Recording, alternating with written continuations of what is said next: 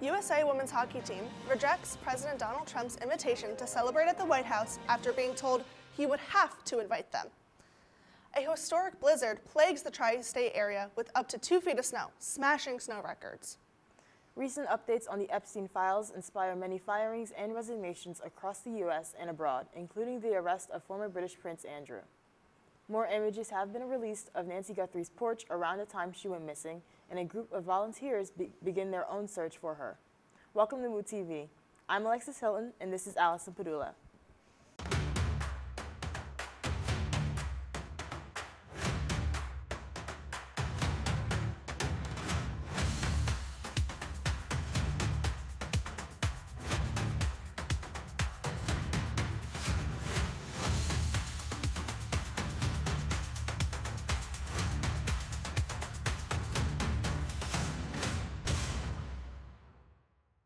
On Tuesday night, President Trump addressed the nation with his State of the Union speech.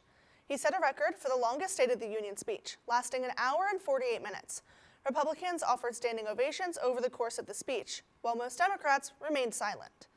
President Trump honored many service members and guests, including the gold medal-winning U.S. men's hockey team. Many Democrats were absent during the State of the Union address. They used their absences to peacefully voice their displeasure with the administration. Instead, the Democrats attended another event held near the Lincoln Memorial called the People's State of the Union. The event was organized by left-leaning media activist groups and focused on criticisms of Trump's first year back in office. After winning the 2026 gold medal game against Canada, the USA men's hockey team received a congratulatory phone call from President Donald Trump, inviting them to the State of the Union. You know, I tell you what, I just told my people 2 minutes ago, I didn't know they'd be calling. I said, we're giving the State of the Union speech on Tuesday night. I could send a military plane or something. But if you would like to, it's the coolest night. It's the biggest. We're in. Yeah, it'd really be cool. And we'll do the White House the next day. We'll just have some fun. We have medals for you guys. And we have to, I must tell you, we're going to have to bring the women's team. You do know that. I do believe I probably would be impeached, okay? The call took a turn when Trump said he will have to bring the gold medal women's team as well, or he would probably get impeached, followed by laughter from the team members. The interaction, that was recorded and posted to the internet, has received negative backlash online, and Team USA hockey fans are extremely disappointed. In return, the Women's USA hockey team declined the invitation to celebrate at the White House and will instead be celebrating their win over Canada in Las Vegas with rapper Flava Flav. Recent updates on the Epstein files have been released, leading to different resignations, firings, and investigations, including the arrest of a former British prince. The Justice Department's release of the files has led to several high-profile firings and resignations in the U.S. and abroad, as well as many active criminal investigations overseas. Many of these people include various figures in the political world, business world, and figures related to the arts and education, such as the former Prince Andrew, Peter Mandelson, Thomas Pritzker, Kathy Rumler, Sarah Ferguson, David A. Ross, Larry Summers, and Jess Staley. Today's show co-anchor Savannah Guthrie's mother, Nancy Guthrie, has been missing for nearly a month, having last been seen on January 31st. Recently released images of Guthrie's porch from before she was taken show a person dressed in dark clothing, a mask and gloves, and without a backpack, unlike the images released by FBI Director Kash Patel. A spokesperson with the FBI did not comment on the dates of the image or if this person was the same as the person in the other images released previously. Pima County Sheriff's Department released a statement saying that the images were not dated and they aren't sure if the image was taken the day Guthrie went missing or before. Guthrie's disappearance has inspired a small number of volunteers who have started searching the area around her home in the hopes of solving this case. The group, Madres Buscadoras de Sonora, or Searching Mothers of Sonora, started 10 years ago by mothers with missing children and has found the remains of more than 5,000 people since. The group was contacted by a friend of Guthrie, according to Lupita Teo, who joined after her son went missing in 2020. She said that group members are trained by Mexican forensic experts on how to conduct their searches. FedEx has followed other U.S. companies in seeking a refund after Trump tariffs have been ruled illegal. FedEx is looking to be reimbursed for the amount they paid in tariffs set by President Donald Trump last year. The company has said that they have suffered injury from having to pay tariffs, and this refund would redress those injuries. It is currently unclear how the government plans on handling the refund claims. Duke Law professor Tim Meyer said each case is likely to have to be tried individually. Warner Bros. Discovery disclosed on Tuesday that it is reviewing a revised offer from Paramount after a week-long window to renew talks lapsed on Monday. Paramount confirmed to have submitted this new proposal, but did not provide more details on the bid. Paramount wants to acquire Warner Bros. In its entirety, including CNN and Discovery, and approached Warner Bros. With an all-cash $77.9 billion hostile offer only days after the Netflix deal was announced. Last weekend, the Philadelphia region received one of the largest snowstorms in years. Local counties received between 12 and 16 inches, with Bucks County reaching 22 inches. The snow began Sunday evening and continued into Monday morning. The snowstorm downed power lines, closed schools, and canceled flights Monday afternoon. Rhode Island is getting its largest snowfall on record of 32.8 inches. Long Island also has not been spared and has received its largest snowfall on record of 29.1 inches. Meteorologists predict that another snowstorm is on the way and will arrive Tuesday and last into Wednesday with a mixture of snow and rain. It is suspected to add a few inches on top of the snow we've already gotten. The last thing we all want right now is more snow. Let's hope it's the last of the season. Our weather anchor, Gage Grace, is live outside on Main to tell us more. Thank you so much, Allison. My name is Gage Grace, and this is your live weather hit. I'm currently standing outside the Academic Center North, and it is a 44-degree day, and it's raining. If you want to know what to wear right now, let me show you Widener Wayne, who has a spiffy jacket on, a nice cap, and he could do with an umbrella. If you want to know more about the weekly weather forecast, stay tuned for our weather forecast with Jaden Crutchfield. After this break, don't touch that dial because we'll be at the sports desk with Dillon Hastings. Coming up at the sports desk, we dive into Bryce Harper's relationship with the Phillies front office and A.J. Brown's future as an Eagle. All that and more after this short commercial break. Wherever you go at Widener, you've always got your pride. Everywhere you go, and behind everything you do. And before you know it, you are working in your field, realizing your life's ambitions before you even leave Widener. If you have a dream, come join us. Widener University. Many roars, one pride.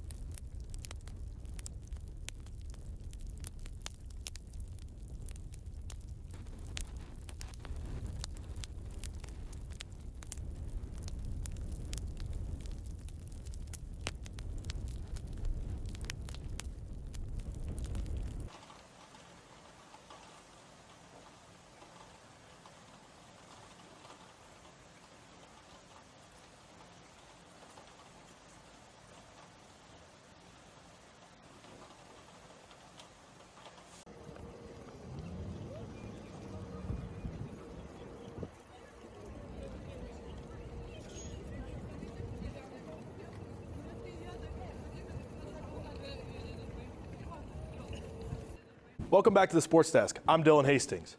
The 76ers are showing flashes of potential.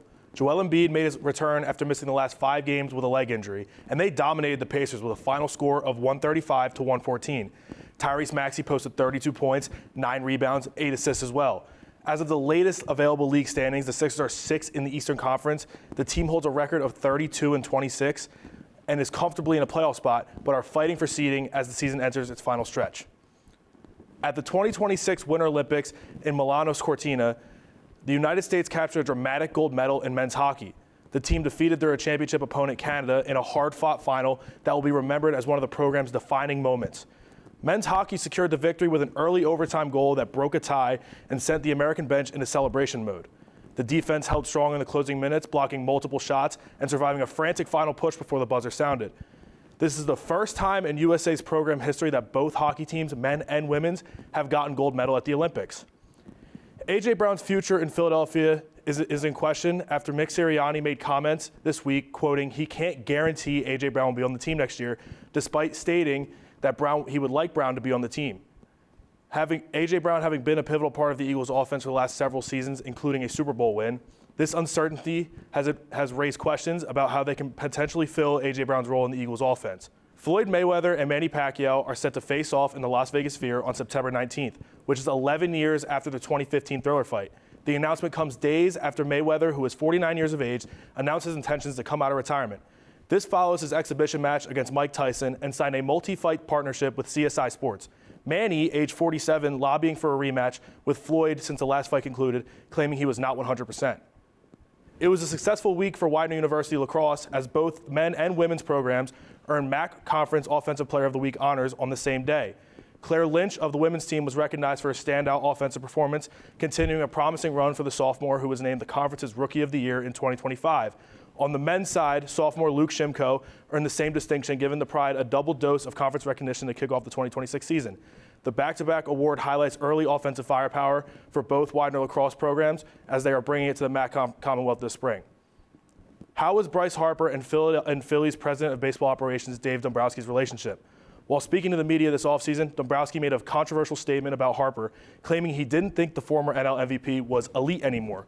Harper made it clear that the comments bothered him, as he talked about the remarks numerous times in interviews and was seen wearing a T-shirt reading "Not Elite" during a workout session. While Harper said the air is cleared between the two during an interview Monday, it is something to keep an eye on as the season approaches. On Wednesday night, the women's Widener basketball team defeated Alvernia 61-54. The Pride were down as much as 10 points in the second half when they managed to go on the big run in the fourth quarter to push them into a win. Let's roll the tape. Widener women's basketball is MAC championship bound. Last night, the Pride took down Alvernia in a MAC Commonwealth semifinal game, and it was a physical thriller. Widener outscored the Golden Wolves by 13 in the fourth quarter after being down for a majority of the game. Senior wing Ava Baer led the team in scoring with 14 points, while senior guard Lindsey Kutz had 17 rebounds. The Pride will face off against Messiah this Saturday at 3 o'clock in the championship game. That's all for the Sports Desk. Coming up, we will send it over to Lola Geyer with World News. Thanks, Dylan. This week on World News, a Mexican cartel leader was killed during a shootout, and a zoo in Japan experiences serious monkey business. Stay tuned. Let's go, Pride!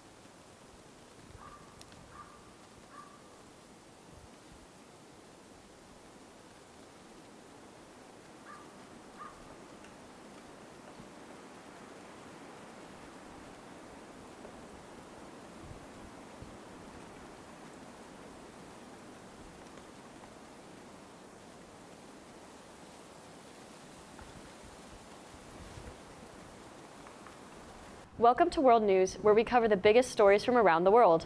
I'm Lola Geyer. A leader of Mexico's Jalisco New Generation cartel, Nemesio Cervantes, was killed during a shootout at his home on Sunday. This shootout was a planned operation by Mexican special forces and the government as they moved in to apprehend him. At least 14 others were killed during this battle, 7 of which belonged to the National Guard. Cervantes was the leader of the cartel that was notorious for trafficking fentanyl, methamphetamine, and cocaine into the U.S. After his death, a wave of coordinated violence spread to at least 20 of Mexico's 32 states. The U.S. Embassy in Mexico issued a security alert to its citizens, urging them to remain indoors as the situation pans out. Laurence Descartes, who is the president of the Louvre in Paris, resigned just 4 months after a gang of thieves broke into the museum. The French president called this an act of responsibility and that the museum needed a strong new administration to carry out major projects successfully. Recently, the museum has experienced several strikes as workers demand renovations and staffing increases. The resignation came after the parliament said that the Louvre had systematic failures and that a new president has not yet been announced. A certain monkey has been making headlines recently. Punch is a baby macaque who currently resides in Ichikawa City Zoo in Japan. Punch was born in July 2025 and was abandoned by his mother. The zoo decided to temporarily raise him separately, but just recently began his integration with the other monkeys. He became popular after videos went viral showing Punch being chased and attacked by the other monkeys, leading him to rely on a stuffed animal that replaced his mother after he was abandoned. After Punch gained a notable fan base, the zoo put out a statement saying that although the videos look harsh, this is a normal part of animal interaction, and that his mother was unable to take care of him because of her poor health due to the hot Japanese summers.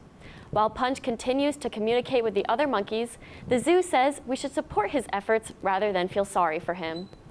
That's all for now. Let's head back to the desk with Alexis Hilton. Thanks, Lola. NASA has postponed the launch of the Artemis II rocket due to a helium leak. This is the second delay after a hydrogen fuel leak this month. These issues were unrelated to each other. Both issues have postponed the mission, which will send astronauts to the moon for the first time since the Apollo program. The launch was scheduled for Tuesday. However, weather conditions have postponed the launch once again. High winds in the area made the launch unsafe for the astronauts, and NASA has decided to move the rocket back to the vehicle assembly building until Wednesday morning, when the launch is now scheduled. Recently, heavy rain in Los Angeles has flooded certain areas of the city, and people can't help but feel a bit sad about the food delivery robots that got caught in the water and debris. Due to the storm, it will be hard for the little robots to roll out and make deliveries, and many people haven't received some of their food deliveries. In major cities, delivery robots are increasingly taking over the sidewalks, creating a new challenge for delivery cars and bikes in the food service industry. Miss the feeling of spring or simply love flowers? The Philadelphia Flower Show returns on February 28th until March 8th, highlighting their theme called Rooted, Origins of American Gardening, which brings to life the personal stories, cultural traditions, and horticulture inspiration through immersive garden exhibits and stunning floral displays. Thon culminates in a 46-hour no-sitting, no-sleeping dance marathon during Thon weekend in February that raises essential funds to ensure 4 Diamonds children receive world-class care at no cost, advance critical childhood cancer research, and provide emotional support, all in pursuit of a cure. More than 700 students danced and stood without sleep for 46 hours during Thon weekend from 6 p.m. February 20th through 4 p.m. February 22nd at the Bryce Jordan Center on the University Park campus. Over 16,500 student volunteers come together to spread awareness and raise funds for childhood cancer while supporting 4 Diamonds for children and families. Penn State Thon 2026 raised a record-breaking $18.8 million for 4 Diamonds to fight pediatric cancer, shattering the previous year's record by over $1.1 million. Now let's head over to the Weather Center and take a look at this week's forecast with Jaden Crutchfield. Thank you, Alexis. My name is Jaden Crutchfield, and this is the Weather Center. Tomorrow's forecast. In the morning, it'll be a sunny 28 degrees. In the afternoon, it'll be a sunny 42 degrees. And finally, in the evening, it'll be a clear 40 degrees. On Saturday, the sun continues with a high of 55 and a low of 30. On Sunday, it's going to be rainy with a high of 44 and a low of 22. On Monday, it'll just be cloudy with a high of 31 and a low of 19. On Tuesday, the rain continues with a high of 46 and a low of 25. And finally, on Wednesday, it'll be rainy with a high of 54 and a low of 35. My name is Jaden Crutchfield. That was your weekly weather forecast. We'll be right back after this commercial.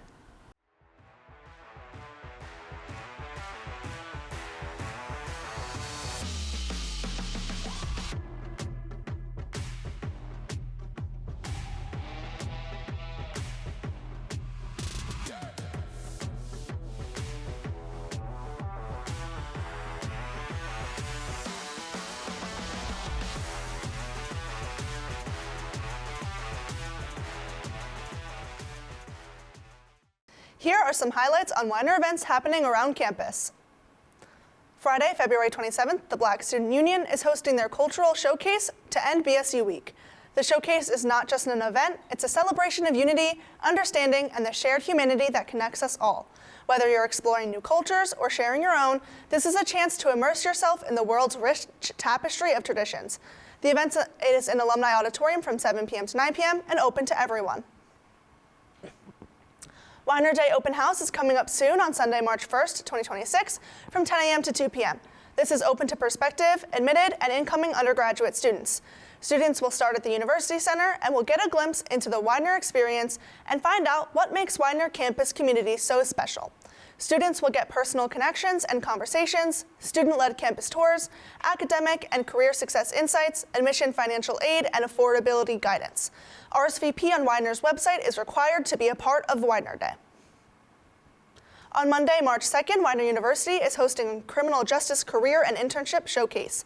The event will be held in Latham Hall from 12 p.m. to 1 p.m. The event is open to all current students at Widener University. The event is an opportunity for students to meet professionals in a wide range of criminal justice fields. The dress code is business casual or professional, and make sure to bring your resume. Refreshments will be served. The event is free, and you can register for it on the Handshake app. The International Women's Day Fair, hosted by Widener Amnesty, will be Tuesday, March 3rd from 2 p.m. to 4 p.m. in the UC Atrium Midway. This fair will be highlighting women-run and based clubs or sororities on campus. On March 3rd from 5 p.m. to 8 p.m. in Latham Hall, there will be a CEU, soul collage, card making, and card reading for social workers.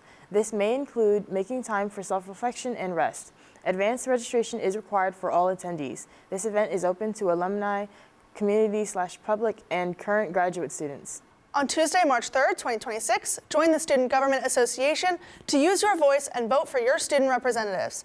You will have the opportunity to vote at a real voting booth in the UC Atrium from 9 a.m. to 1 p.m. Want to learn more about AI? You can do so during Widener's AI Week 2026. From March 2nd, 2026 to March 5th, 2026, Widener AI Week is a campus-wide opportunity to share success, lessons learned, and future opportunities related to artificial intelligence. Attendees will explore practical AI workflows while engaging in meaningful conversations about trust, learning, equity, and academic integrity. The week features a kickoff presentation and dialogue on critical AI literacy, a TEDx-style lightning talk series, a student-led forum on AI in the classroom and AI ethics, poster walk, and peer sharing lessons focused on productivity, strategies, and practical applications. Registration is open now until Monday, February 23rd, 2026. The event schedule is on Widener's website. On March 16th from 10 a.m. to 3 p.m. on Zoom, current undergraduate students can sharpen your skills and boost your confidence at Mock Madness, a virtual event where you'll practice interviewing with alumni and employer partners. In these 30-minute mock interviews, you'll receive personalized feedback on both your answers and your resume, directly from industry professionals who want to see you succeed. Students from all majors are welcome. Don't miss this chance to refine your interview techniques, build professional connections, and get career ready in a supportive, low-pressure setting. Registration is through Handshake and is due by March 5th, 2026. Widener University and Widener Dining are once again partnering with Swipe Out Hunger, which is the leading national nonprofit dedicated to ending college student hunger. Through this initiative, students have the opportunity to make a meaningful impact by donating just one meal exchange to support fellow students facing food insecurity. Any students who have a meal plan can donate one meal exchange at the tables outside of the Pride Cafe on Monday, March 2nd and Wednesday, March 4th from 11 a.m. to 1 p.m. Donations will be deducted just prior to spring break to minimize any impact on your own meals. The Healthy Minds survey deadline has now been extended through Friday, March 6th. Make sure to fill out the confidential survey found in your Widener email because your voice matters. The survey helps faculty and staff understand how members of the Widener community experience mental health and services on campus. Your feedback provides insights that shape policies, practices, and funding for programs and resources. Thank you for watching this episode of Woo TV. For Gage, Grace, Jaden Crutchfield, Dillon Hastings, Lola Geyer, Alexis Hilton, and all the behind-the-scenes crew, I'm Allison Padula, and good night.